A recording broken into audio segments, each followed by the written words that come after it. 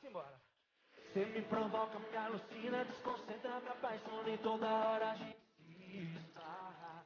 Já cerquei os seus amigos, arranquei o seu sorriso, entrei na sua agenda de balada. Você dançando e me puxando, descendo até o chão. Se pego forte, se dou um beijo, só tem uma solução, é nós fazer beijar, fazer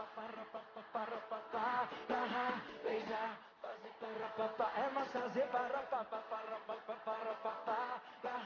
beijar, fazer se der mole eu vou pegar, vou te agarrar. Ескерүү иш-чарасы болду. Маракиде жазуучулар, акындар, шакирттери жана жакындары келип катышты.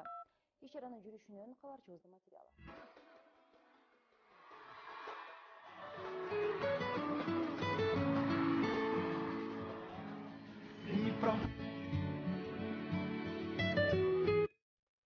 О, апа, кандайсыз? Жакшы. Өзүң кандайсың? Турдуң беле? Тургам да, апа. Билесиз го, маршрутканын шоферунда эле эрте турам да. Адина кандай, мектепке кеттиби? Ооба, кетти. Акчаң жетип атабы? Тамак аш ичип атасың деги? Сөзсүз да, апа. Кече эле плов жасагам. Азыр ошонун калганын жеп атам. Ооба, кыйратасың. Сен эле болсоң тамак жасап ичесиң. Баягы муп-муздак пепси коланы ичип атасың да, сезип эле турам. Ой, апа, каяктан эле баарын билесиз. Следователь болсоңуз болмок да сиз. Ай бала, мен сага серьезно айтып атам. Тамак ичип турсаң, каражаңды карабайсыңбы? Апарык болуп сөөгүң эле калыптыр. Ой, апа, жакшы эле бар, не волновайся. Качан келесиң? Буюрса, 2-3 күндө барам го. Баягы алмаста экең бар го? Ошол дем алышта машинасын сатып анан кийин келет экен шаарга. Анан ошону... Апа, аны эми шашпай айтып бериңиз, мен барганда. Азыр жумушка чыгышым керек уже, шашып атам. Мейли. Келериңди айтып коем, Амиро. Мен сага тамак жасап турайын, Хорошо, апа, заметуна. Жакшы туруңуздар. Жараткан колдосун, балам.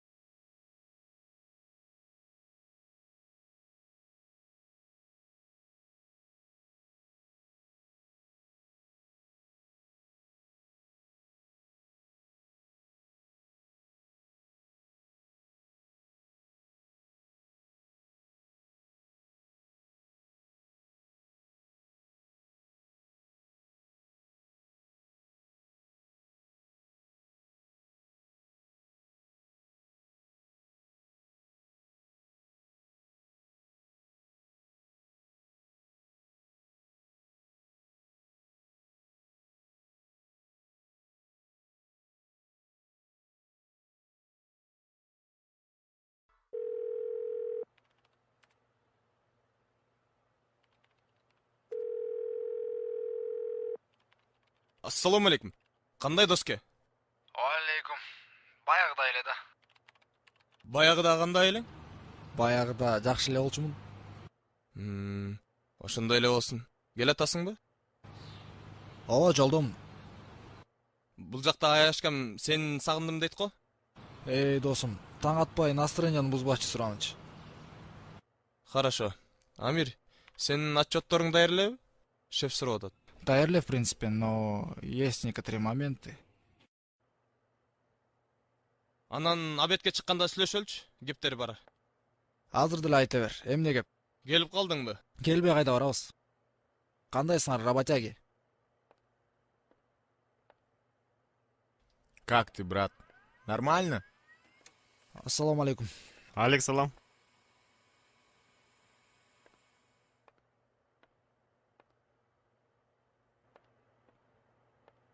Привет. Мы вроде вчера ужинать должны были вместе. Я тоже рад тебя видеть, Медин.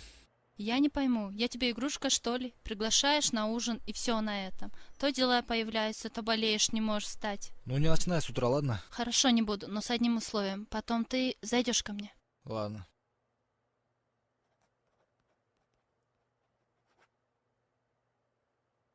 И еще, проводишь меня домой. Это уже второе условие. Амир! Ладно, успокойся.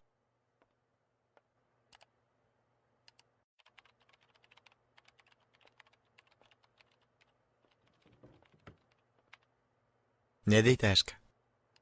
Аманат эмне мынча любопытный дейт. Эй, сулуу десең сулуу, бой десең бой, баш десең баш, бут десең бут. Болду эми, баарын бирден санап чыгасыңбы? Анан дагы сага эмне керек дейм да? Эй, материалист, сен сүйүү деген түшүнүктү таанысыңбы? Же жолуктуруп тааныштырып коеюнбу? Жок, анан ушундай кызды сүйбөсөң, кандай кызды сүйөсүң дейм да? Шеф зовет на совещание. Кимди сүйөсүң дейсиң? Точно сен эмес, Аманат. Кеттик, жүрү. Кеттик.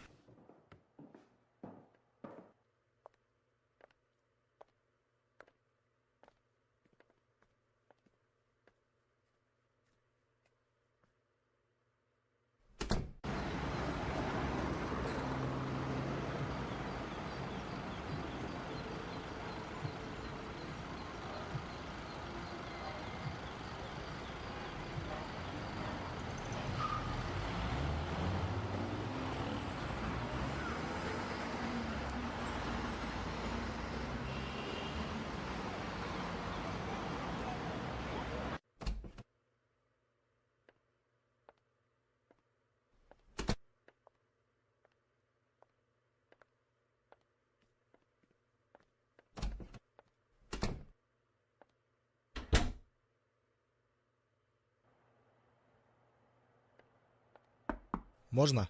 Нужно, заходи. Амир, я люблю тебя и готова простить тебе почти что любой твой поступок. Но все-таки у меня тоже есть достоинство. Мягко говоря, не мог бы ты относиться ко мне надлежащим образом. Прости, был неправ. О чем я тебе говорю? Что ты творишь? Но я же попросил прощения. Вопрос, как ты его попросил? Что ты как деревянный? Потому что у меня к тебе нет никаких чувств, понимаешь? Единственное, чем я дорожу на этом свете, это мои чувства к тебе. За что? За что мне все это? Почему мне так не везет? Но ты все равно будешь моим, слышишь? Или я? Или ты что? Или я сделаю какую-нибудь глупость, и виноват в этом будешь ты.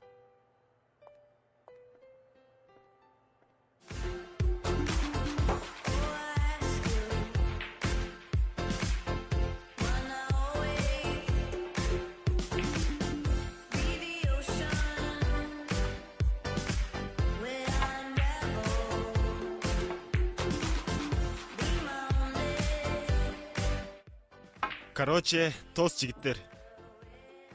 Мына бол үчөңөр Амир, Атахан, Аманат. Менин оюмча абдан таланттуу, успешный, эң чыдамкай, всегда везучий адамдарсыңар. За что я вас ненавижу. Так давайте выпьем за то, чтобы моя ненависть никогда к вам не прекращалась. О, мыкты тост, мыкты. Кайдан үйрөнүп алгансың? Өзүм чыгардым.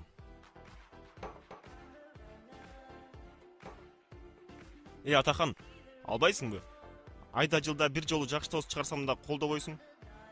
Жо, иштим доске. Ден соолук болбой атат.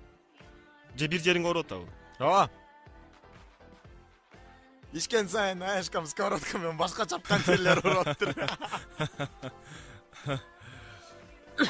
Сенчи досум, эмне насыр жок? Медина баш тортуп атат. Эмне дейт? Жайынча элеби? Ар нерсени айтып, на нервы действует. Көп кайгыра бербе, доске. Аманат, сага бир сөз бар. Атыңда аманат, бир аманат аткарып, пайдалуу нерсе жасачы. Бак сенде? Медина. Не Медина? Менде Мединага бере тургандай эч кандай сүйүү жок. Бирок анын жаман абалда болушуна каалабайм. Эптеп отвлеки от меня. Ну не знаю, пригласи на ужин, цветы дари. Өзүң билесиң да. Сүйлөштүк. Сделаем. Тем более аманатың приятный аманат экен.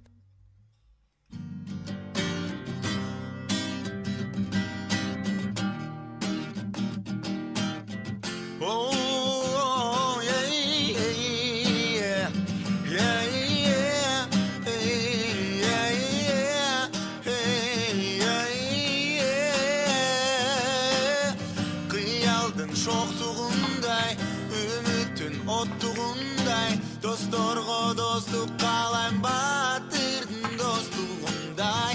Бир келген бул өмүрдө ким келип не көрбөсүн, жаштык кезгүл өмүрдө бактыбыз түгөнбөсүн. Достор, досторум, жарык кошконум, жашоомдо силер, байлык топтомун.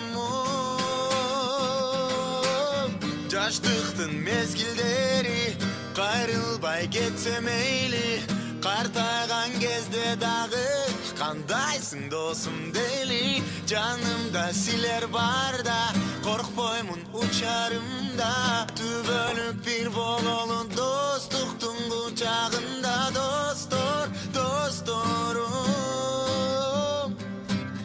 жарык кошконум, жашоомдо силер, байлык топтомун. Үмүттүн оттугундай, кыялдын шоктугундай, досторго достук каалайм, батырдын достугундай. Бир келген бул өмүрдө ким келип не көрбөсүн, жаштык кезгүл өмүрдө бактыбыз түгөнбөсүн. Достор, досторум, жарык кошконум, жашоомдо силер, байлык топтомун.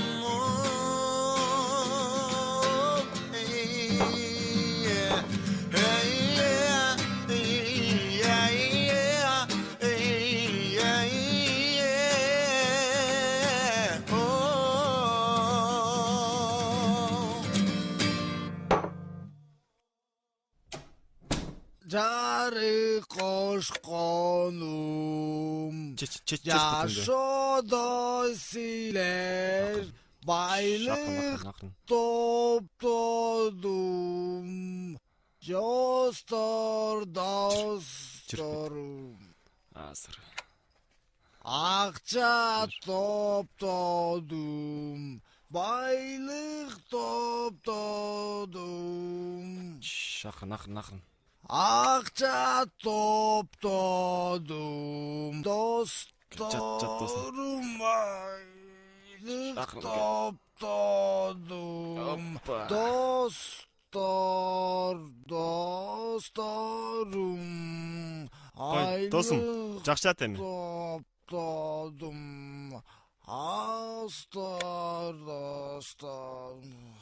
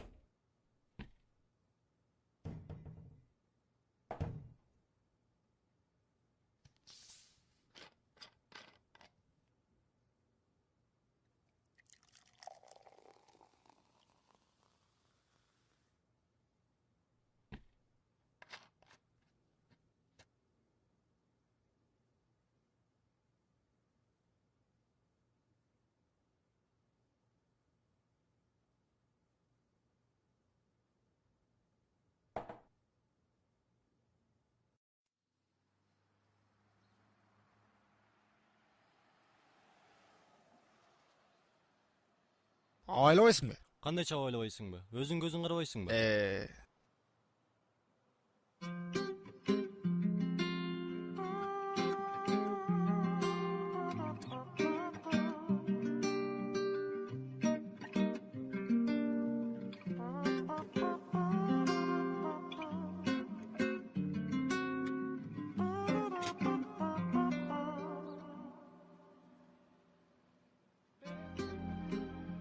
Чоң кыз саатыңызды айтып коесузбу? Өзүңүздүн саатыңызга ишенбей жатасызбы? Сиздики туура иштейт болуш керек. Модель Gucci, механика, диагональ 22 мм. Менимче 2010 жыл болуш керек. Сиздики деле туура иштейт. Модель Rolex, тоже механика. Диагональ 26 мм. Менимче 2008 жылы чыкса керек. Анда атыңызды билип алсам болобу? Саат 7:30 болду. Психолог окшойсуз. Мага окшогон жөнөкөй адамдарга сиз менен таанышуу кыйыныраак болуп жатат. Азырынча жөн эле сиз менен таанышкысы келбеген бир кызмын. А келечекте психолог эмес, философмун. Понятно. Демек, сабакка шашып баратасыз. Ооба, таң атпай саат 7:30 андан башка кайда шашабыз? Ким билет? ЗАГСтын алдында бир принцип күтүп аткандай пат-паттан басып баратпыз, аркаңыздан араңгуулап жеттим. Анда өтүп баратып карай кетейин, балким күтүп аткандыр. Негизи кыздын жашын суройт эмеспи? Ошондуктан сизге башкачараак суроо бергим келип атат. Сиздин классташтарыңыз канчада? Классташтарым 21-де. Жакшы. Классташтарыңыз сизди кантип чакырышат? Жолукпайлыбы деп чакырышат. Кыйналбай эле коңуз, мен сизге атымды баары бир айтпайм. Мага биринчи тамгасын айтып коңуз, калганын өзүм таап алам. С. Мүмкүн Самара? Жок. Анда Сезим? Жок. Мүмкүн Салтанат? Анда Саматбек? Тамаша.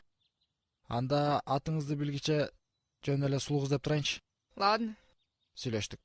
А сиз журналист окшойсуз. Жанатан бери интервью алгандай суроолорду берип жатасыз. Жок, мен экономистмин.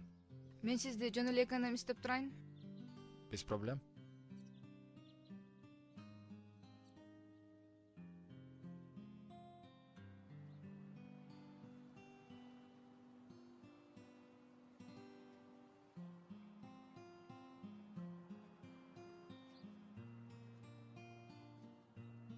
Мен жеттим. Узатканыңызга рахмат. Сизге рахмат. Атыңызды биле албай каламбы? Ага, мен күнөөлүү эмесмин. Может, мага шанс бересиз? Может, берем. Сабагыңыз канчада бүтөт? Саат 2-де. Анда чын атыңызды билгиче күндө саат 2-де жолугуп туралычы. Чоң рахмат, абдан кубанычтамын. Мен Түшүнөм, сабакка кечип каласыз. Саат 2-де жолугушканча жакшы туруңуз.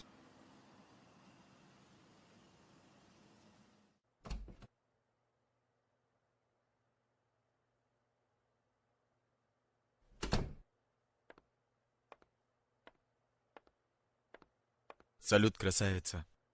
Салют. Что за праздник? Просто ты необычайно красива. Это тебе. Спасибо. Знаешь, милая, искусство — это как цветок, который нужно ценить, поливать своевременно, дарить те прекрасные чувства, словно белый хрусталь, который исходит от любящего сердца. Искусство — это как лепесток твоей любимой белой розы, который... Аманат, не поясничай. Скажи прямо, чего тебе? Сходим вечерком в кино. Тебя Амир попросил?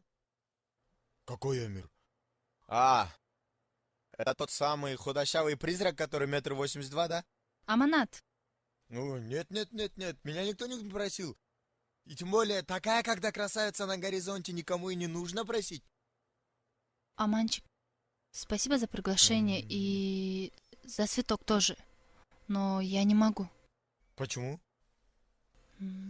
Не тебе ли не знать почему? А если Амир узнает? Как? Не узнает? В смысле, ну и что, если узнает? Привет. Привет. Ассаламу алейкум. Алейкум ассалам. Неге чыгып, брат? Романтика. Анан айтып берем. Айтпаштады азыр эле. Аманат, задержись на минутку. Я весь внимание, красавица. Вечером во сколько встречаемся? 6 устроит? Хорошо, в 6 так в 6.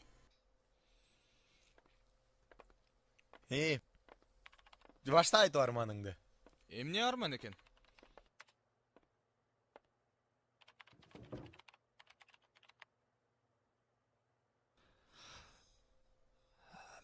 Мен сүйдүм жигиттер. Болсын. Де. Ошентип, эми зарплатам баскан турганма жетпей баштайт дечи.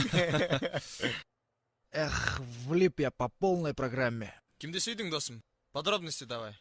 Бир кызды. Слава богу. Мен дядя Валеран сүйдү экен деп атса? Ну это понятно, что кызды. Кайсы кызды, кандай максат менен сүйдүң? Ошолоруңду айтпайсың кичине. Билбейм, досум. Сүйдүм и все. Да чего же ты скучный эми интрига кылып туруп андан аркысын айтпайсың? Кандай кыз дейсиң да? Вот сага окшош болсо, точно сүйбөйт болчумун. Значит, сага окшош эмес. Медначы, досум? Аны аманаттан сура. Окшош атабы? Албетте. Кабель. Ну, в смысле, красавчик. Аты ким экен? Хотя бошон айтчы анда. Сулуу кыз. Атына заты жарашат бекен? Юху! Каралачы, айдая! Каралачы! Какой гол, а? Какой удар? Не вы оцените, а? Какой удар, а? Кто еще так может, а? Сабина, азыр бошсуңбу? Азыр? Экинчи корпуска барып келеличи. Бир аз жумуштарым бар эле. Анан деле жетишесиң, ну пожалуйста. Макул.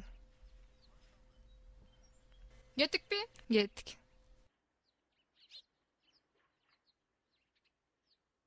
Ой, Сабина, мен жалгыз баскым келип калды. Таарынбайсыңбы? Жок, мен менен кетип калсаң таарынам да. Макул.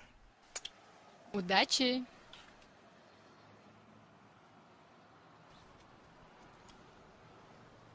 Бул сизге. Рахмат. Сизди күтүп атып, сулуу кызды көрбөдүңөрбү деп ар кимден сурасам, азыр чыгат дешти. Чын элеби? Жок, чындыгында бизде бар эле сулуу, кайсы бирин айталы дешти. Анан кантип таптыңыз? Дүйнөдөгү эң сулуу кызды көрбөдүңөрбү деп издеп таптым. Мага бул букетти бериш үчүн эле келдиңизби? Жок, андай эмес. Сиз чын атыңызды айтмайынча кыйнай берейин деп келдим. Кыйноолорду кафеден баштасак каршы эмессизби? А у меня есть выбор?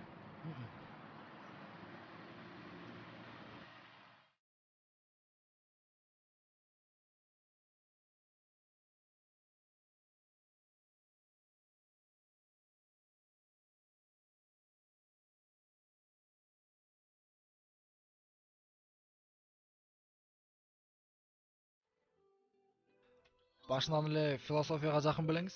Жок, башында алыс эле болчумун. Анан кантип жакындап калдыңыз? Эсимде жок. Бир күнү эртең менен уйгонсом эле философияга жакындап калыптырмын. Официант. Саламатсыздарбы? Менюдагы барды бар. Заказ берсеңер болот? Не надо. Бизге 2 сёмга под икорным соусом, шампанское и салат на усмотрение. Атахан, официант, алып келе бериңиз, биз заказ берип бүттүк. 5 мүнөттө даяр болот. Кечке карадыбы? Официанттар ушундай келет эмеспи? Сизчи, эмнеге экономиканы тандадыңыз? Мен дайыма юрист болгум келчү. Өзгөчө адвокаттардын жумушу жагат. Эл алдында сүйлөп, аларды ишендирип. Анан достордун көбүнчөсү экономго тапшырып кеткендиктен, мага дагы ошол жакты тандоого туура келди. Кызык, алар 9-этаждан секирсе, сиз да секиресизби? Жок, андай эмес. Достор 9-этаждан секирсе, мен аларды жерден тосуп турам да. Сизге жылмаюу абдан жарашат экен. Демек, мен жылмаюуну дайыма кийип жүрүшүм керек экен да. Бир жолу кийип алып чечпей койсоңуз дагы болот. Философтор дайыма ойлонууга жакын, тамашадан алыс адамдар болушот го. Сиз башкача экенсиз. Юморду туура түшүнгөн философту биринчи жолуктуруп атам. Сиз да башкача экенсиз. Юрист болгусу келген экономистти биринчи жолуктуруп атам. Бизди башка Атахан официант карап атпады беле? Ал официант ооруп калды. Эми мен карайм. Ошентип экономиканы тандап калдык.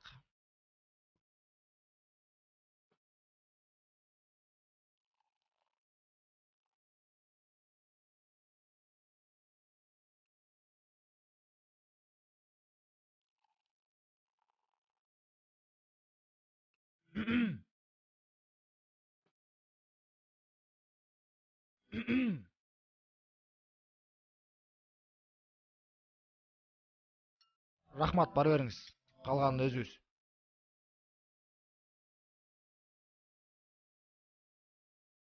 Мен ушул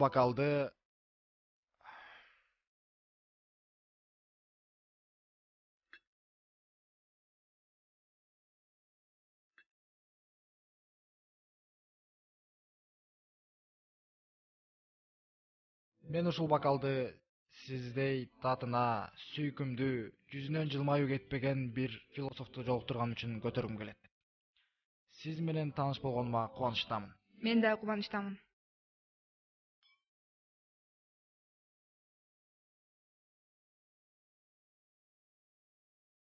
Адамды бир көрүп жактырып калуу мүмкүнбү? Сиз ишенесизби? Билбейм. Мен сизди экинчи эле жолу көрүп жатпаймынбы? А сизчи ишенесизби? Мен ишендим. Тамактан алыңыз.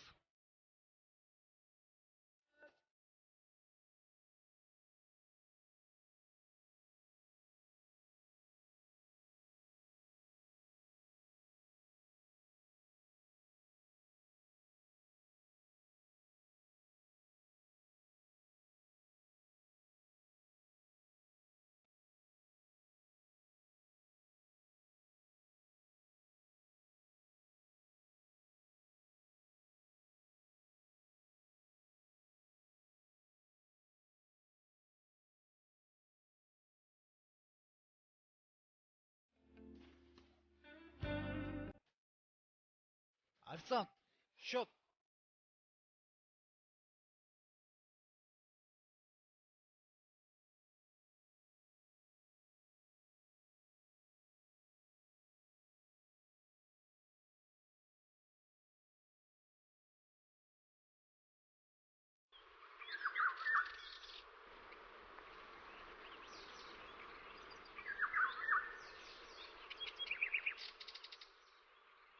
Сизге чоң рахмат. Сизге дагы. Мен сиздин атыңызды бүгүн да биле албай калдым. Значит, эртең саат 2-де жолугушканча жакшы туруңуз. А мен атымды такыр айтпай койсомчу? Анда ошол себеп менен күндө саат 2-де жолугуп турганга даярмын. Мени кара, оозун ачып калыптыр да. Орукчан официанттар. Зато эшканы көрүп алдык. Могли бы предупредить. Жакшы. Болсун доске. Эрте үйлөнүп алганыма кайгыра баштадым. Каяктан билдиңер? Сенин ордуңда болсок биз деле ушундай кылмакпыз. Тааныштырат элем да шашпай. Ал мыкты идея сен башыңа келишсе күтө турабызбы? Качан эми свадьба? Бүгүн эле тааныштык го, каяктагы свадьба? Бүгүн эле таанышсаң эмне экен? Сүйгүнгө карабайт. Эртең дагы жолугасың. Бирси күнү ала качабыз. Анан болот свадьба. Ни за что.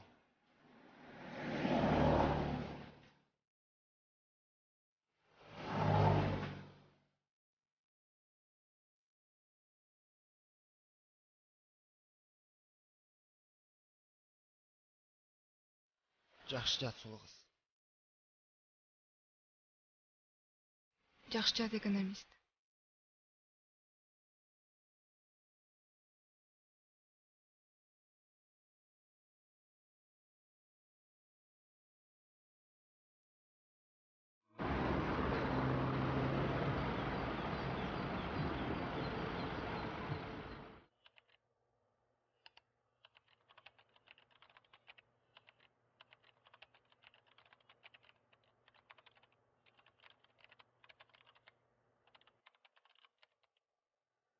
Балдар, может тамак ичип келебиз? Атахан. Жумуш көп досум. Жетишпей атам. Собрание башталгыча баарын бүтүп коюш керек. Амир, сенчи? Азыр эмес, Мират. Бул эми сен менен тамак ичпейт. Только сулуу кыз менен. Кечегидей кафеге барасыңарбы? Канчада барасыңар? Саатын айтып кой. Бир эртерээк барып, официанттардын фартугун тагып даярданып туралым. Бүгүн башка пландар бар. Оор болуп даярданбай эле кой. Канчада жолугасың? 2-де. Күндө саат 2-де жолугуп туралы деп сүйлөшкөнбүз. Ага чейин көп болуп турбайбы? Жүрчү тамак ичип келели. Койчу досум, бир күн Добросоюз жумушчу болуп иштеп атканда азгырбачы. Андан көрө пицца заказ кылып кой. Тоже мне, друзья.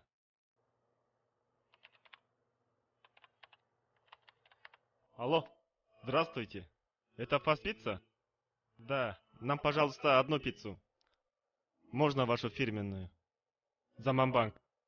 2-й этаж. Через сколько? Хорошо. Спасибо заранее.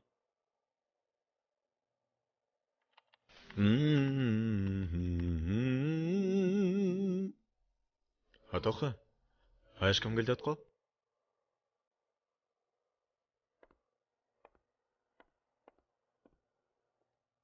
О, кызым. какие люди в нашем скромном Кандай Голливуде. сыңар? Кызы келген турат асына, каяктан келдасың, айдашы. Келчи кызым, салып кетем го. Утпа. Үйге барбай қайда жүресің қызыңды сағынып, я? Үйдөн чыкканда эле сагынып баштайм да. Бул ушундай, кайда жүрөсүң десем, Амир менен жүрөм, Аманат менен жүрөм, Мират менен жүрөм дейт. Акыркы күндөрү өзүм да сагынып баштадым. Ошон үчүн келдим да. О, туура. Кээ күндөр биз менен жүрөт. Тамаша. Аяшка эч сарсына болбос. Сен менен болбогон мүнөттөрдүн ар биринде авышкаң биздин жаныбызда. Ошол силер менен болгон мүнөттөрү мени менен болгон мүнөттөрүнө караганда көбүрөөк болуп кетип атпайбы?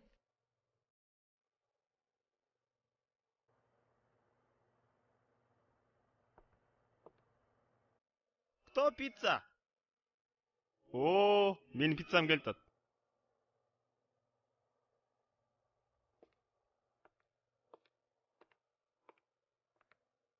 Здравствуй. День добрый. Чё так долго? Это машина. Колесо знаешь? Там воздух не было. Я насос делал. И опоздал.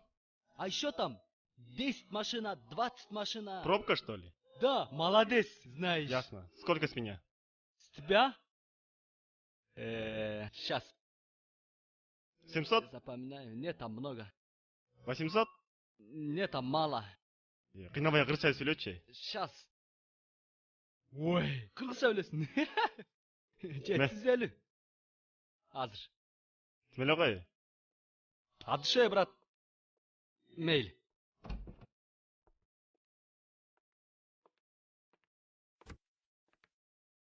Угощайтесь. Гель мека. Гелгиле, балдар. Жо, биз Жок, дагы жедим, менге рахмат. кошулабыз. Ну смотрите, мое дело предложить. Шеф зовет на совещание. Всех срочно. Черт! Дагы жетишпей калдым.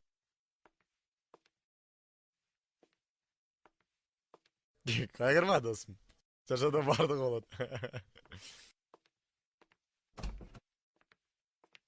Силер бара бергиле. Мен көпкө кармалып калышым мүмкүн. Служба и служба. Коштошууга туура Үйгө келет бар да? Мека. Мейли, жакшы тур. Макул.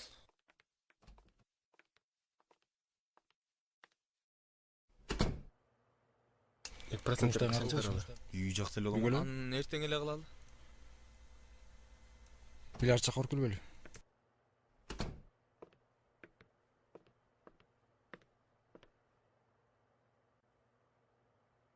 Отура берле. Барыңар келдиңерби? Мындай. Бүгүнкү чогулуш 1-квартал боюнча Заманбанктын жаңы системасын даярдап коюп жасап чыгабыз. Мындай. 1-квартал боюнча отчетту толугу менен даярдап түшүңөр керек. Кийинки жумадан баштап жаңы системанын базасын даярдап баштайбыз. Ал боюнча силердин маалыматыңар жок болуш керек. Мындай. Апрелден баштап отчеттук бөлүмдөр боюнча эмес, жаңы устав боюнча бардыгыбыз пландардын аткарылышына жараша отчет Албайчы, уруксатпы? Койдучам шашпай бүтүрөсүң жумуштарыңды. Ойноп отурган жокпуз деп жакта. Так, значит, кредит бөлүмү жетишпей калышы мүмкүн. Бүгүндөн баштап саат 1 саат сверхсрочно иштейбиз. Так что жаңы базаны бүтүп алгачакты катуу иштешибиз керек. Мират, сен банкоматтардын жанакы жаңы схемасы боюнча жаңы схемаларын алып келип көрсөтөсүң мага. Кайсы жерге кандай керектүү болсо, ошонун баардыгын сүйлөшөбүз. Болуп турбу? Макул. Кайсы точкаларга койсок ыңгайлуу болот. Ошонун баардыгын чыгылат. Даже милдеттүү түрдө жардамдашасыңар.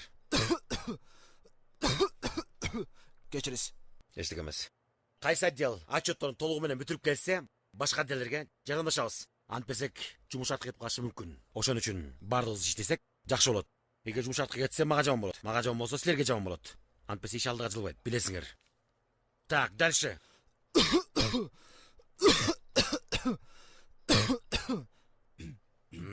Баса, техотделди мурдакы банкоматтын схемасын алып келесиң дагы. Сен Атахан, жаңы схема боюнча алыштырып келесиң.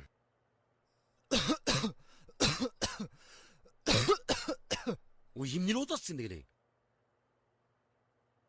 Ана мындай, анан алдыгына сроктор менен проценттер чыккандар болсо, анын баары чогултуп туруп келесиң да, кайра отчетторун чогуу коесуң мага, Макул. Дагы жолу, вакытына чейин бүтүрөсүң анда, Анан баса, сага дагы тапшырма. Жанакы биздин карточкалардын жанакы эски дизайны тең баары тең алмаштырасың дагы, жаңы дизайнга алмаштырып алып келип бересиң мага, даярдап туруп. Бирок ошол жерден жанакы Заманбанк деп жалып турбайбы? Ошо сөздүн баардыгы тең мындай ачыгыраак анан мындай көрүнүктүүрөөк. Бар, сунуш көрөсүң тек бар. Тур бар. Жанакы дизайн баары тең затып келесиң мага. Болуп турбу?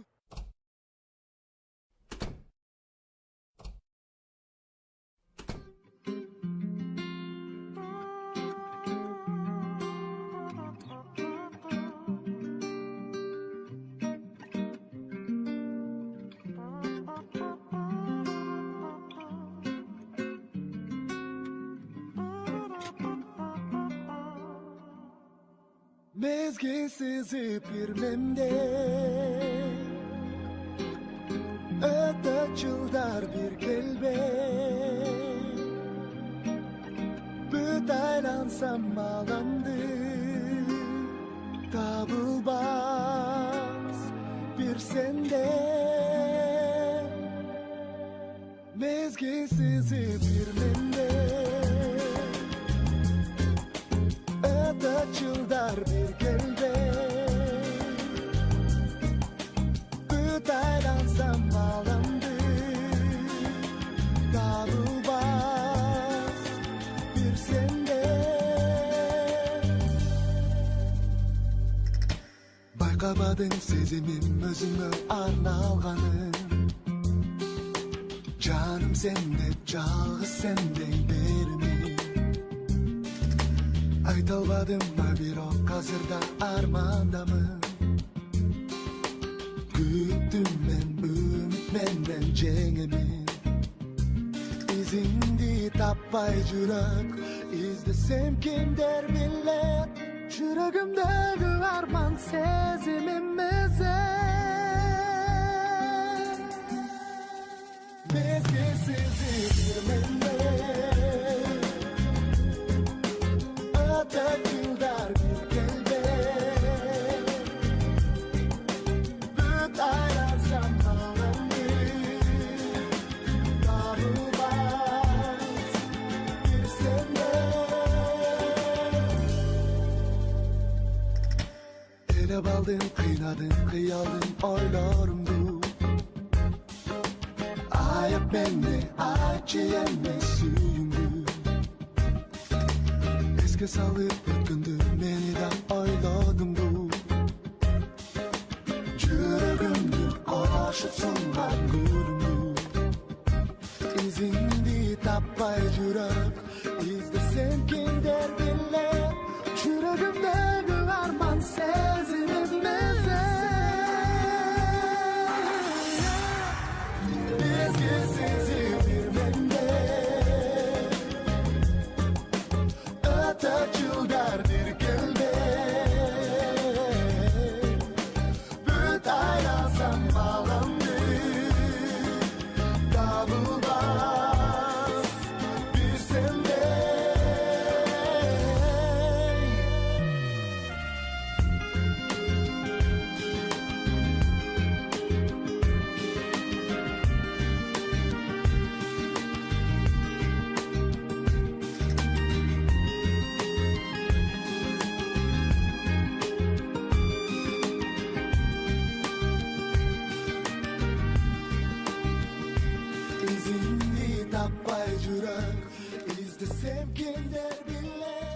Урматтуу экономист, мени кечирип коесузбу? Мен 15 минутка кечигип калдым. Мен да кечирип коюңуз. Мен дагы 15 минутка кечиктим. 1-1 анда. Бирок кечиккениңизди айтпай эле койсоңуз болмок. Мен билбей калмакмын. Кийинкисинде айтпай эле коеюн анда. Кийинкисинде мен кечикпей калсамчы? Анда мен дагы өз убагында келем. Бул сизге. Рахмат.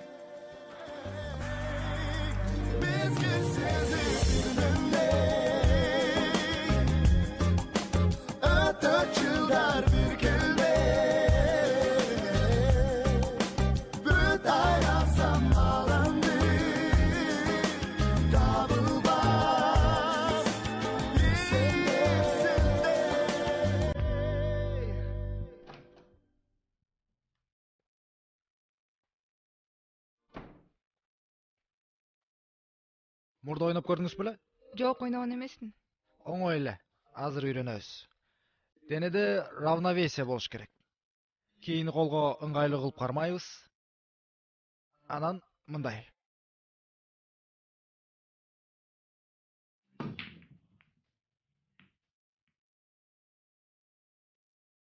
Эми сиз ат көрүңүз.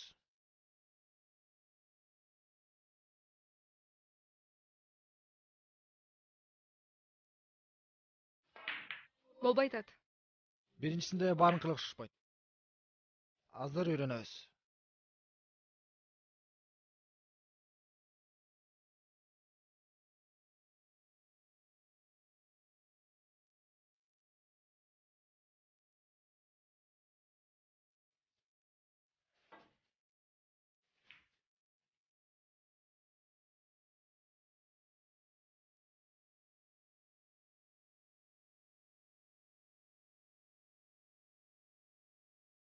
Кечиресиз. Баары жакшы. Сиз мени кучактабаганда мен сизди кучактайын деп аткам. Оңой эле бекен? Ооба. Келиңиз андан на желание ойнойбуз. Ким утулуп калса, бир желание аткарыш керек. Так нечестно. Мен сенден утулуп калсамчы? Тура эле сенден. Таанышканыбызга 32 саат болуптур, демек бири-бирибизди сен дей берсек болот керек. Макул. Сенден утулуп калсамчы? Коркпо, утулбайсың. Бат үйрөнөт экенсиң. Баштадыкпы? Баштадык.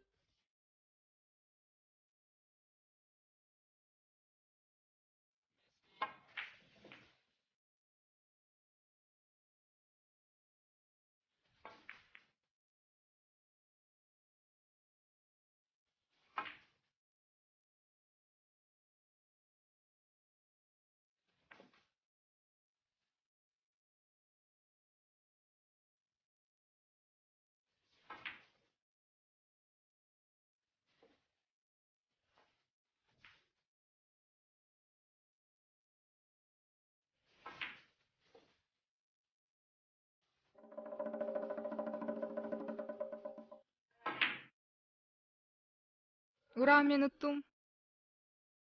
Куттуктайм. Жакшы оюн болду. Эми желание. Жерде бар нерсенин баарын айта берсең болот. Мен шаарды бийик жерден көргүм келет. Анда кеттик.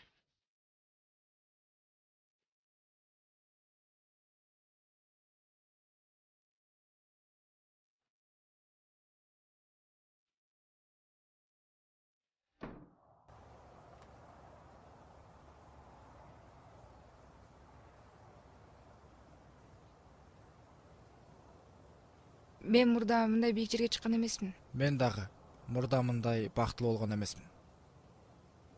Бильярдтан мен утуп алганда атыңды айт демекмин. Демек, эмкисине жакшы ойносоң, атымды билип калышым мүмкүн. Билесиңби? Акыркы убакта атыңды билгим деле келбей калды. Неге? Ошол себеп менен күндө жолугуп туралчы. Акырына чейин билбей калсам деле мейли. Демек, сен сураган сайын мен атымды айтпай эле турайын. Каршы эмесмин. Түндө бул жерде жылдыздар да жакшы көрүнсө керек. Түндө демекчи.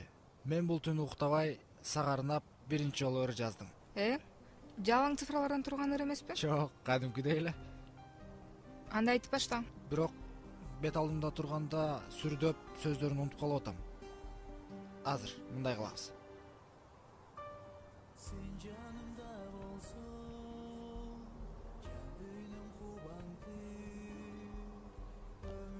Сен бул жакка отур.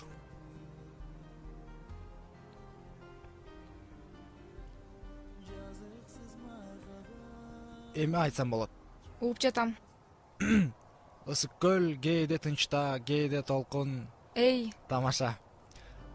Бул түнү бир бозулан ыр жаратты. Жүз жазып кайра бир баракты. Жан элем буга чейин жолукпаган, жүз көрүп тааныбаган махабатты. Бир жолу жаз күнүндө таңдараткан, көңүл кош көчө кезип кетип жатсам, астымдан бир периште чыга келди. Суз карап, туш тарапты жеңил баскан. Көздөрүң кош жылдыздай болуп турду. Көңүлдө көп сезимдер толуп турду. Махабат кайдагы бир кайрылыштан жаңылбай сени мага жолуктурду.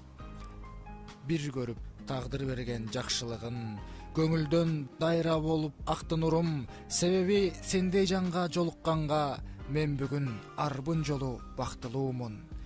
Мен билбейм жан дүйнөңдү, мүнөзүңдү. Сен балким кайгыларда жүрөсүңбү? Атыңды билсем дагы, билбесем да, жоготпой жүрсөм экен мен өзүңдү. браво, сонур болуптур. Тилекке каршы анча сонун болбой калды. Мүмкүн эмкисинде жакшыраак жазып келермин.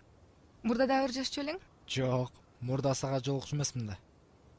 Абдан жакшы болуптур. Мага жакты. Сен кыргыз эл акыны турбайсыңбы? Жок, азырынча биздин подъездин эл акынымын.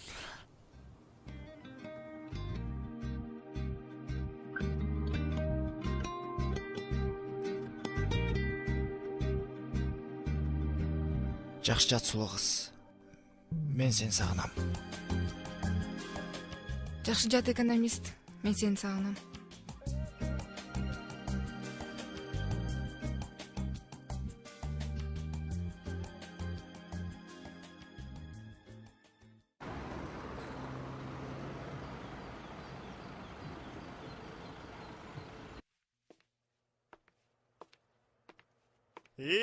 Кандайсыңар балдар? Болот.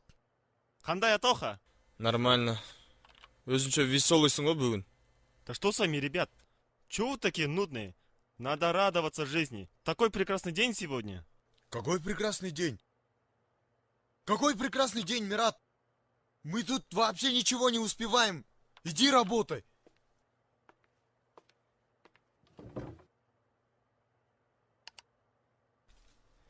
Happy birthday to you. Happy birthday to you. Happy birthday dear Mirat. Happy birthday to you. Туулган күнүң менен досум. Унутуп калдык го деп кайгыра баштагам да. Туулган күнүң менен доске. К сожалению, унута элекпиз туулган күнүңдү. Туулган күнүң менен. Это мне, да? Рахмат. Дариному коню в зубы не смотрят. Ты чё, Мика, бүгүн какие планы? Где отпразднуем сен юбилейіңді? Отурабыз да вечерком. Отурабыз это понятно. Вопрос, где отурабыз? Каякта отурабыз? Кафеден эле стол заказ кылалы. Амир, сунуштар барбы? Амир. Давай, поддерживай кафешку. Сүйлөштүк анда. Кечинде кафеде. Балдар, мен азыр бара берейинчи. Кечинде что как? Хорошо, мен айтып коем. Все хорошо. Дагы жолу туулган күнүң менен досум. Рахмат. Разыграли, а?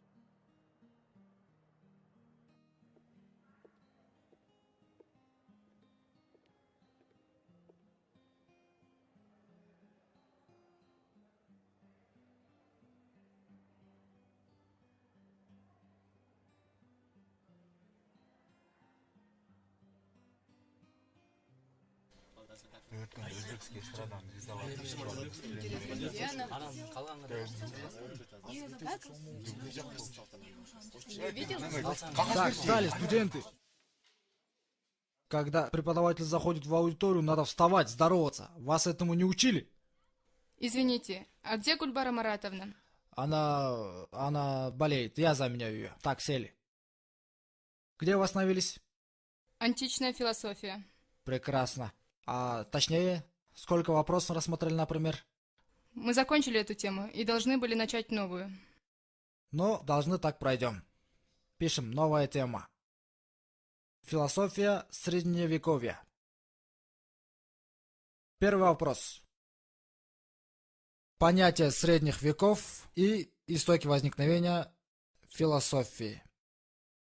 Понятие средних веков и истоки возникновения философии. Второй вопрос. Патристика Аврелий Августин. Патристика Аврелий Августин. Так, вы.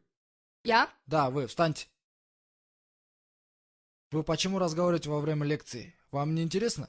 Нет, интересно. Извините, но я не разговариваю. Так, попрошу не спорить с преподавателем. Извините. Садитесь.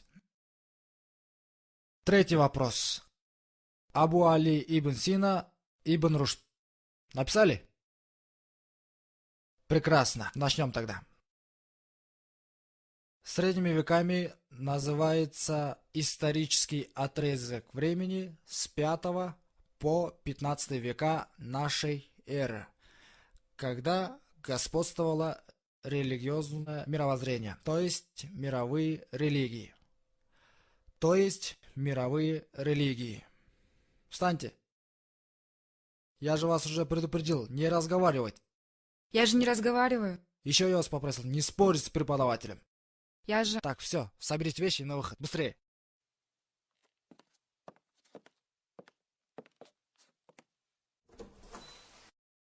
А мы продолжаем лекцию. Извиняюсь, ребята, я отвечу. Алло. Алло. Да.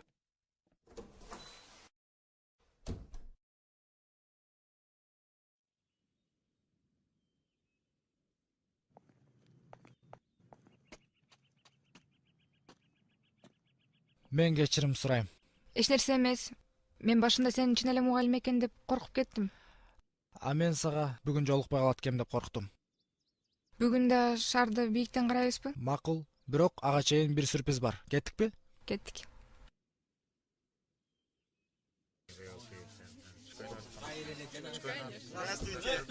Здравствуйте, коллеги.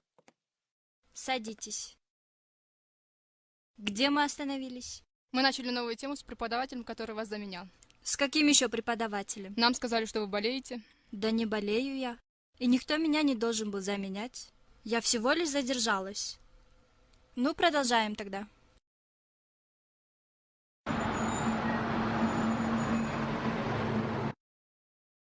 Бул менин скромный тулпарым. Мурда машина айдап көрдүң беле? Жок, кайдан эмесмин. Корком дагы. Анда азыр үйрөнөбүз. Биринчи от алдырабыз. Анан скоростьту тууралайбыз. Ручник түшүрөбүз. Анан мындай.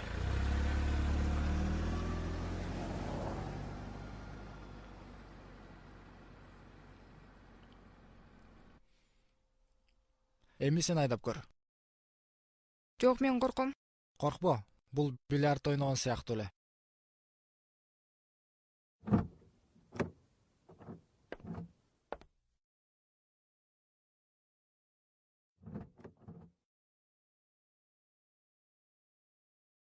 Так, биринчи от алдырабыз. Кечир, мага телефон чалып атышат. Жооп берип коюнчу. Аха. Алло. Алло. Угуп атам, Аман. Амир, мен тиги Мират туулган күнү боюнча. Короче, кафе Кристалл саат 6-да. Хорошо.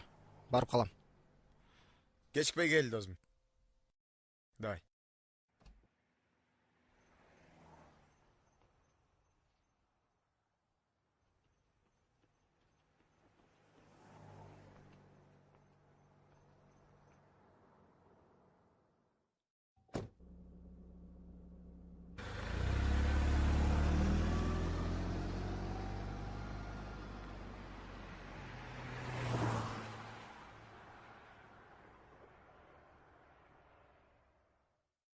Оңойлоо экен?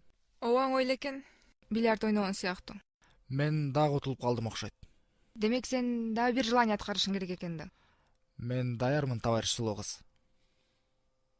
Тамашаладым. Рахмат сага. Сага рахмат.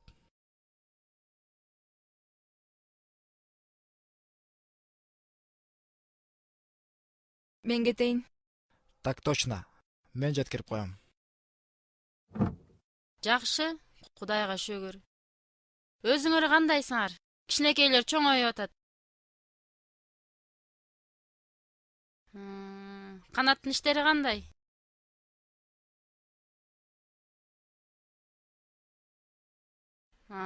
Жакшы жүрсөңөр эле болду. Ооба, үйдө элебиз. Ооба, үйдө элебиз. Эми кызымды сендей жашыма бербегенде кимге берем? Мына өзү да келип калды. Келгиле, келе бергиле. Макул, күтөбүз.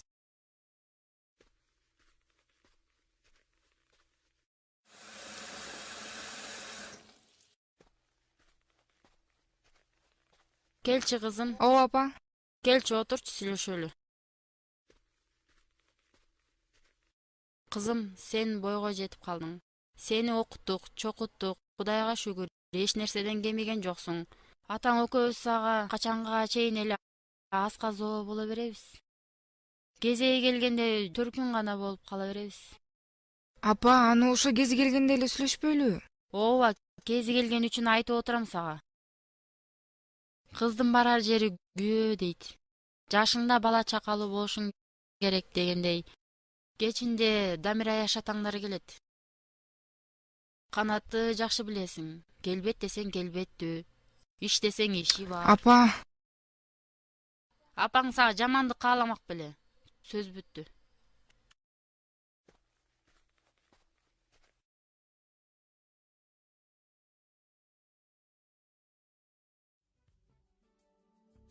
Досум, не дейсиз?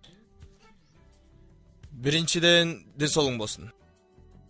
6 саның аман болуп, бул жашоодо биз менен бирге жашоонун жакшы жаманында бар болсо көппөй, жок болсо чөкпөй, кыргыздын керегине жараган улуу инсандан болушуңа тилектешмин. Туулган күнүң менен, досум. Рахмат.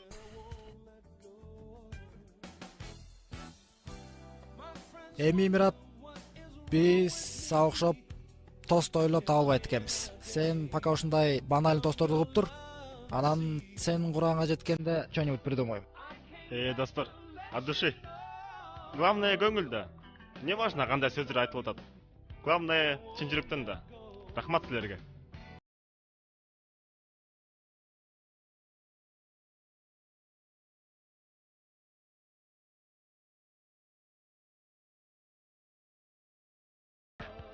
Алардын бири экөөбүз күндө саат 2-де жолугабыз.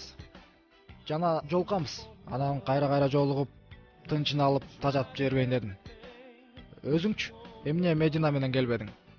Мен тиги сен Аяшка мен келеткен деп, анан тиги стычка болуп кетпесин деп.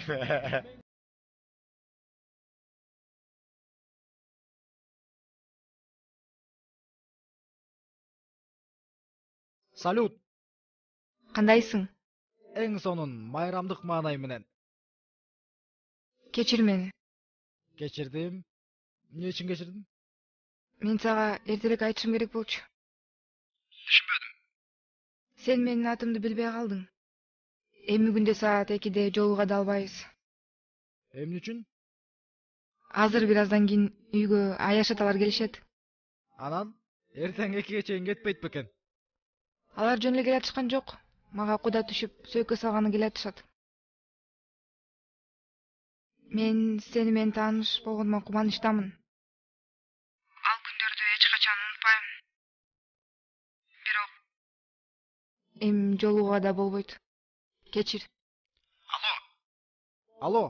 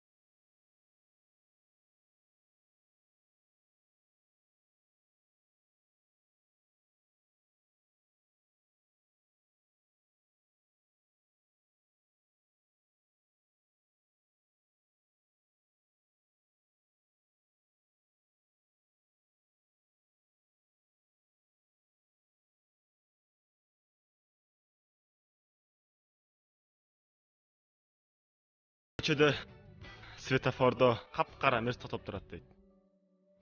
Анан анын жанында бир Волга келип токтойт экен. Анын ээси мерсти карап туруп, ушундай эле бир мерс болгондо айдайт элем кычыратып деп ойлойт экен. Анан анын ар жагында бир мотоцикл келип токтойт экен.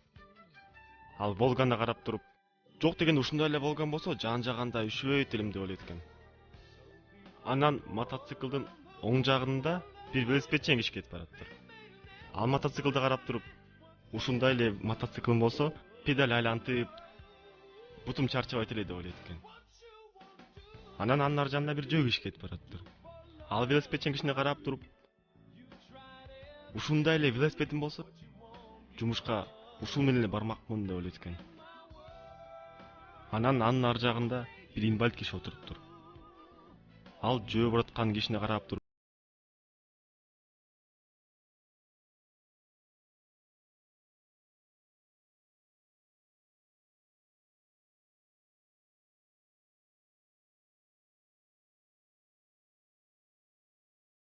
жок дегенде бутум жок болсо дагы өзүм бар болсом, аман болсом, кандай сонун деп ойлойт экен.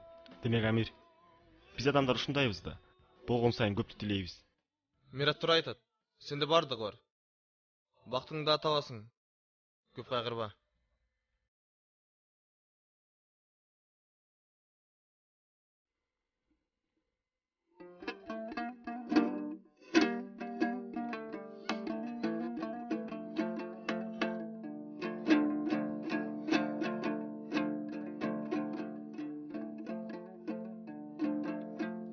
Көңүлдүн чөккөнү бар, шаттуусу бар. Сүйүүнүн ачуусу бар, таттуусу бар.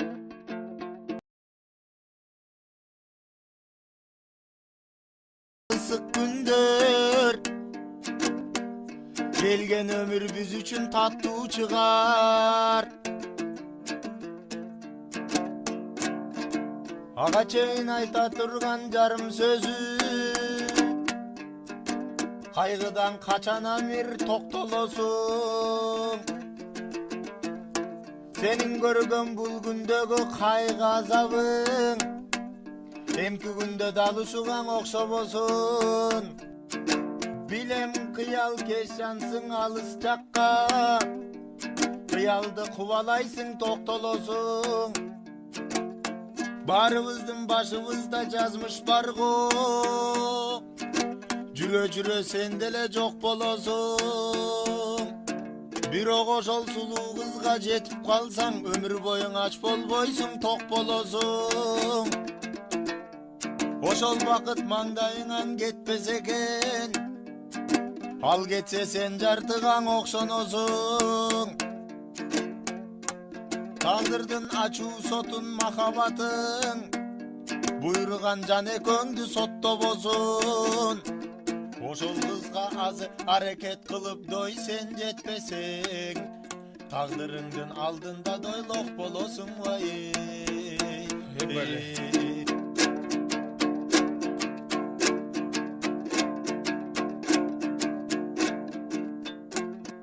Жүрөгүңдө жашаган кара мышык, көкүрөгүң тамырын тырманбасын.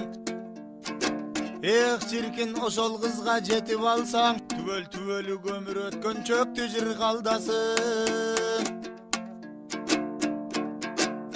Азыртан аракет кыл кайран досум, Амир деген ачык атың булганбасын вай.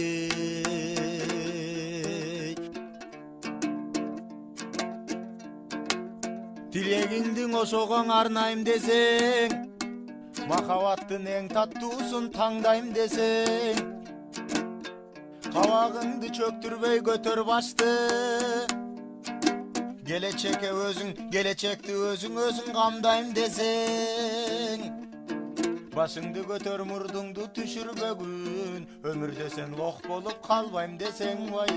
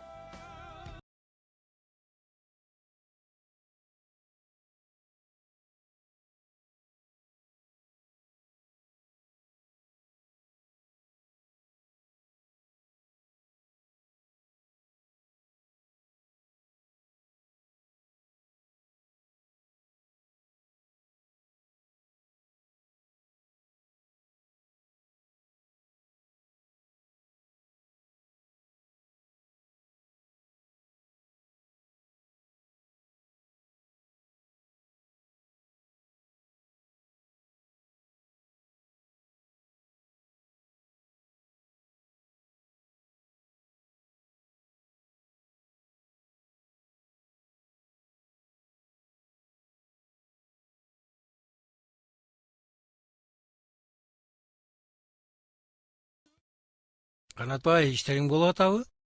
Рахмат Ламат беке. Жакшы буйрса. Азыр жаңы филиал ачканбыз, ошонун үстүнөн иштеп атабыз. Ой, бизнес деген жаман нерсе экен. Балабыз эртеден кечке жумушта. Жаш кезде иштеп албаса болбойт. Эми дос, келгенибиздин себебин билесиң. Экөөбүз бала чактан тең өстүк. Ысык суукту бир көрдүк дегендей. Эми Туура. ошол достугубузду бекемдеп, Сабина кызыма кулду куруп куда түшүп келип олтурам. Сунушумду четке какпассың. Канат деле өз балаңдай болуп чоңойду. Улдугуң Кудайга. Ооба. Эми эки үй бүлө бир үй бүлөдөй эле болуп калбадыкпы? Киришип чыгышып. Дамир, Гүлназ, тамактан алсаңар, алып отурсаңар. Алып атабыз.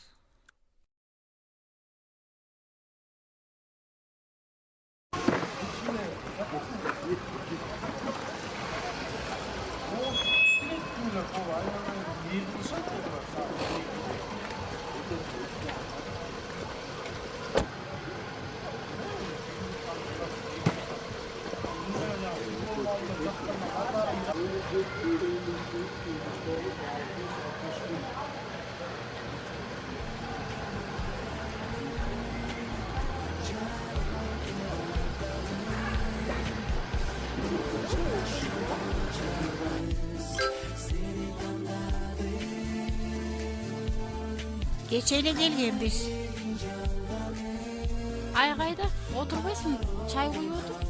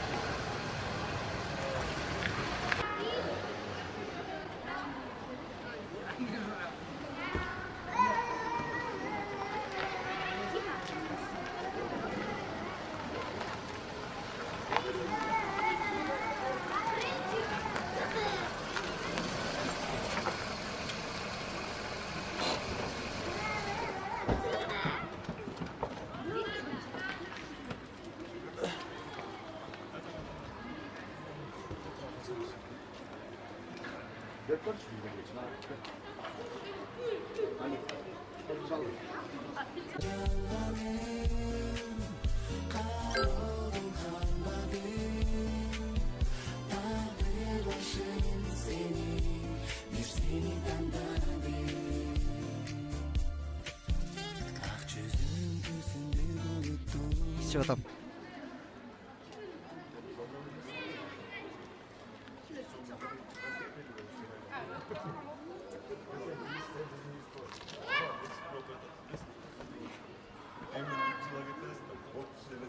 Сулуу кыз, мени угуп кой суранам. Мен сага жолукканга чейин эч качан мындай бактылуу болгон эмесмин. Сен менен өткөн ар бир минутта мен бактылуу болуп турдум. Мен билбейм, сенин мүнөзүңдү, кыялыңды, ойлоруңду таанышканыбызга 3 күн болду. Бирок мен сени 3 кылымдан бери тааныгандай сезилет. Сенин ар бир көз карашың мен үчүн кымбат. Мен сенден сүйүү таптым. Балким мен сенин кыялыңдагы адам эмесмин. Бирок мага ишенч, биз сөзсүз бактылуу болобуз. Мен менен кетчи суранам. Тапкан бактымды бүгүн жоготсом, аны түбөлүккө жоготом. Мейли кайда болсун эле, кетип калачы суранам. Биз сөзсүз бактылуу болобуз. Менчи, ата-энемди кантип кыям? Балдардын бактысы болсо, ата-эненин бактысы ошол. Алар бизди түшүнөт, мен ишенем. Аманат. Мират, жүрсең? Тепкич. Братан, эй, брат. Брат шатың берип турчу. Кандайча, брак шаты? Брак эмес, брат шатың. Досум шатың берип турчу, керек болот. Апамдан сурайчы? Сурачы. Сен сурай калчы, зат кетери. Сурай калчы.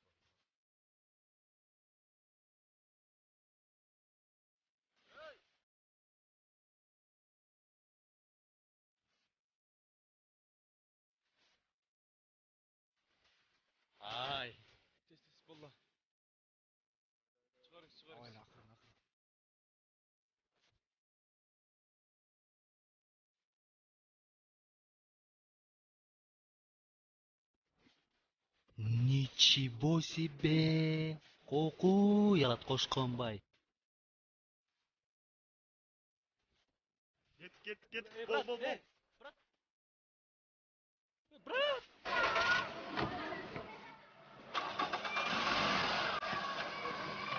Брат, мен 269 квартирага.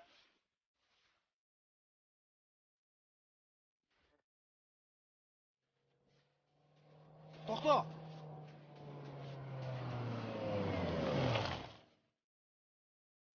Сулугыз, сенин атың ким? Сабина. Амир, очень приятно. Взаимно. Я-то подумал, что вы передумали.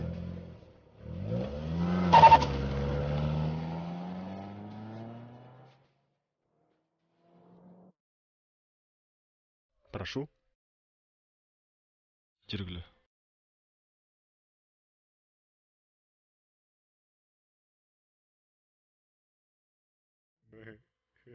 Мыйзамдын бир беренесине илинип калып. Досум, эми эмне кылабыз? Мен үйдөгүлөр менен сүйлөшөйүн, анан чечебиз. Менин туулган күнүм кандай сонун өтүп атат, достор?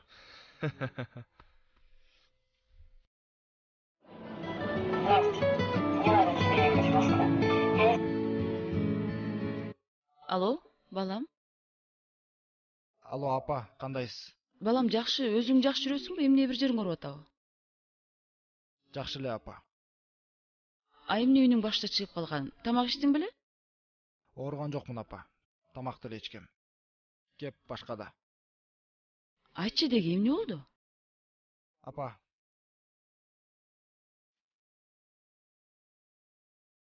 Азыр мондай план түзүш керек да.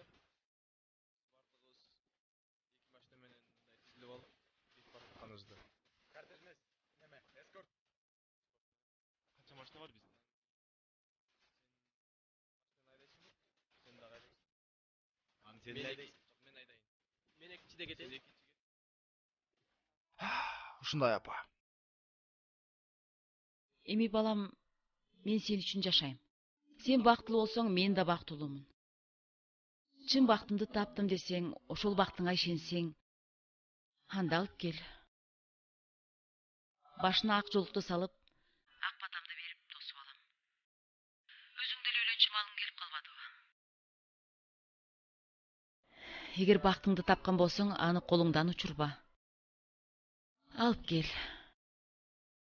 Рахмат, апа. Анда ак жолуңду камдай бер.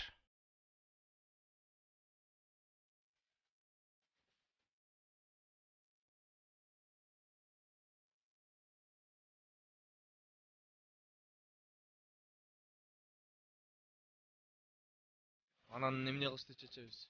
Туура. Ошондой эле кылыш керек. Сабина, мага колуңду берчи. Кеттик, балдар.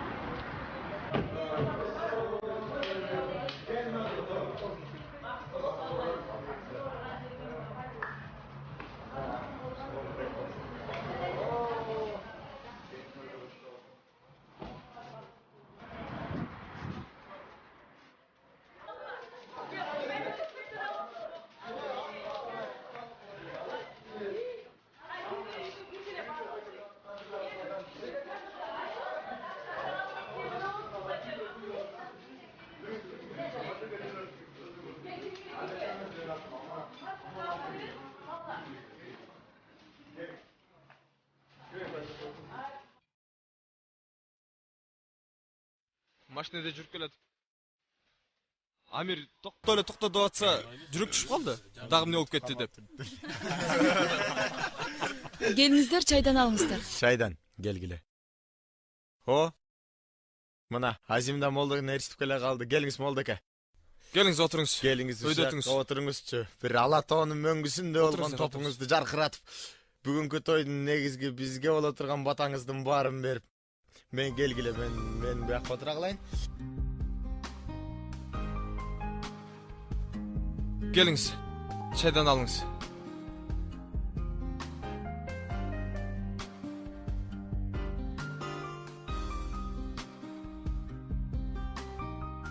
Келиңиздер, жакшылап курсак тойгузуңуздар. Баягы пикири чалан, зикири чала дешиле. Тиги биз жөнүндө ойлоруңуз начарлап кетпеш үчүн дастаркан боюнда кененирээк тоюмдуураак тамактан жеп баарыбыздын биякта маанайыбыз жакшы болуш үчүн. Малдека. Иштим. Эми бирчини. Иштим. Чыгып дуа кылып нике кыйганы. آمين الحمد لله الذي أطعمنا وسقانا وجعلنا للمسلمين ربنا آتنا في الدنيا حسنة وفي الآخرة حسنة وقنا عذاب النار برحمتك يا أرحم الراحمين الله أكبر. Жүрүңүз, өйдө жака. Жүрүңүз апа.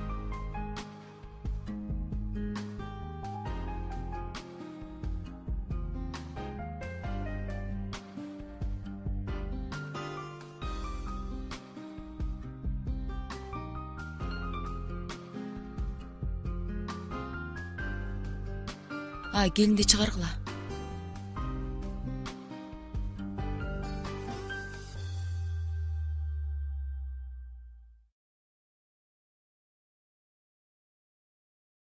الحمد لله الذي زواج الأرواح بالأشواح وحل النكاح وحرم السفاح والصلاة والسلام على رسولنا محمد الذين بيان الحرام والمباح وعلى آله أصحابه الذين هم أهل الصلاح والفلاح. قال رسول صلى الله عليه وسلم النكاح السنة فمن رغب عن السنة فليس مني. صدق رسول الله صلى الله عليه وسلم. أعوذ بالله من الشيطان الرجيم. بسم الله الرحمن الرحيم. Sözümdü merimdü Cenab-ı Orker Allah'ın atı menen başlayman. Nike kıyla turgan 2 жаштың musulman boluş gerek. Oşonduktan musulman ekendiňizler tasdiqtap, şahadat kelmesini aytıp koysoňuzlar, anda siz La ilaha illallah Muhammadur Rasulullah. La ilaha illallah Muhammadur Rasulullah. Nike kıyganda kübölördün bolusu dagı şart. Uşul kız taraptan jana jigit taraptan kübölör kelip otursaňızlar, küböl berseňizler. Siz jigit taraptan, kız taraptan sizbi? Jakşı anda Kur'anda aytat, özlörüňördün ayaldaryňarga jomartlyk menen mahrlaryny tölөгülö deyt. Oşonduktan mahr jönündө dagı kelişip alıňızlar. İslamdagy bul ayaldyn jana erkekdin milletteri. Erkekdin ayalynın alındyğı milletteri bul, özünün ayalyn jana üý bilösün, büt materialdyk jaktan kamsız kılуу, ayalyny eştersege muhtaç kılbao, ayalyny köçödö başka jaktarda işletbö, üýlögö akça tabuga majburlabo eken. Ayalının kүйөөсүнүн алдындагы милдеттери бул kүйөөсүн сыйлоо, урматтоо, kүйөөсүн айткандарын кылуу, жана kүйөөсүнүн туугандарына да жакшы мамиле кылуу,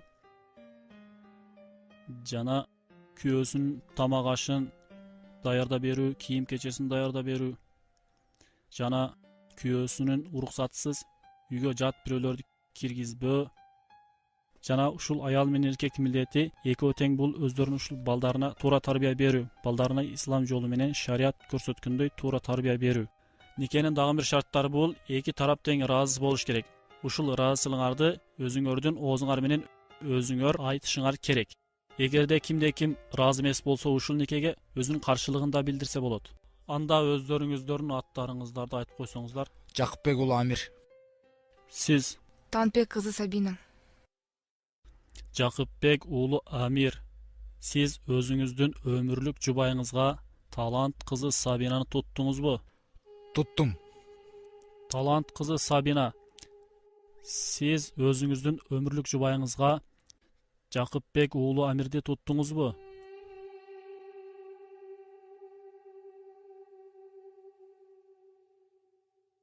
Туттуңузбу?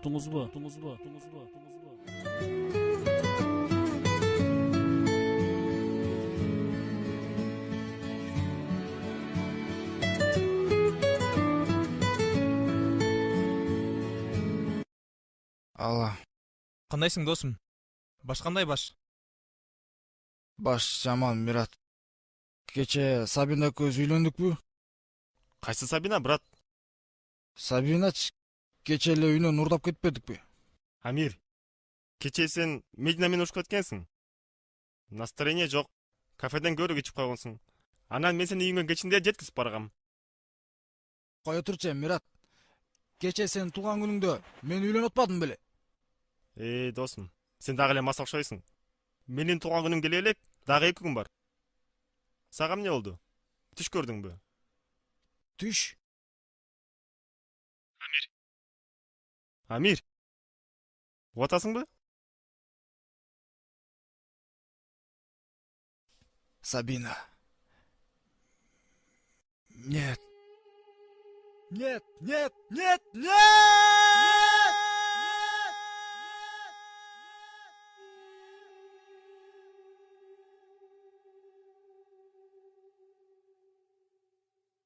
За что?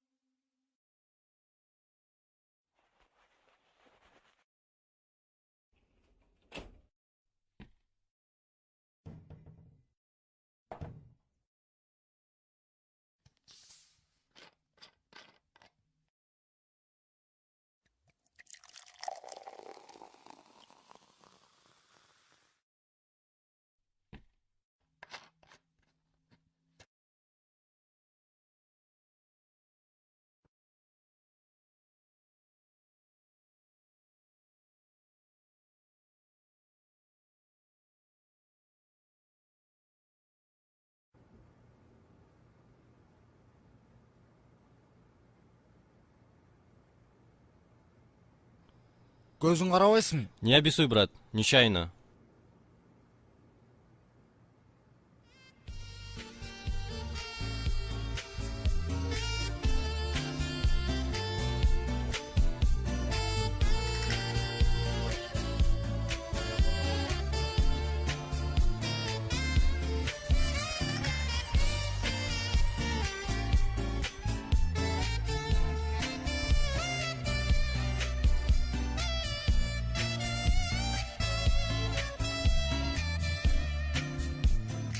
Чоң кыз, саатыңызды айтып коесузбу? Өзүңүздүн саатыңызга ишенбей жатасызбы? Сиздики туура иштейт болуш керек. Модель Gucci, механика, диагональ 22 мм. Менимче 2010 жылкы болуш керек. Сиздики деле туура иштейт. Модель Rolex, тоже механика. Диагональ 26 мм. Менимче 2008 жылы чыкса керек. Анда атыңызды билип алсам болобу?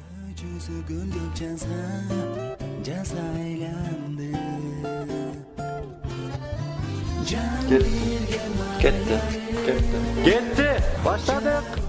Я же попросил прощения. Вопрос, как ты его попросил? Что ты как деревянный? Потому что у меня к тебе нет никаких чувств, понимаешь?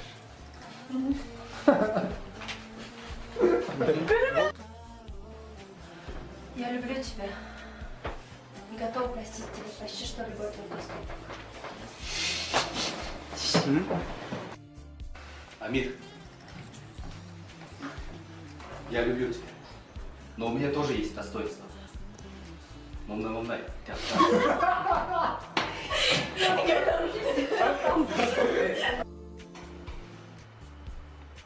Саламат.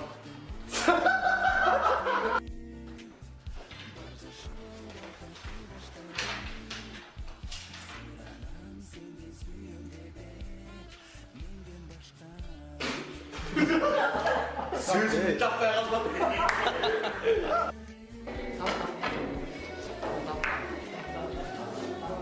Айбек, баяғы сотқа репортажыға сон болып тұр айтмақшы.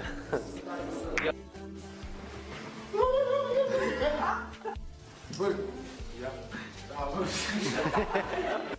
Кетті.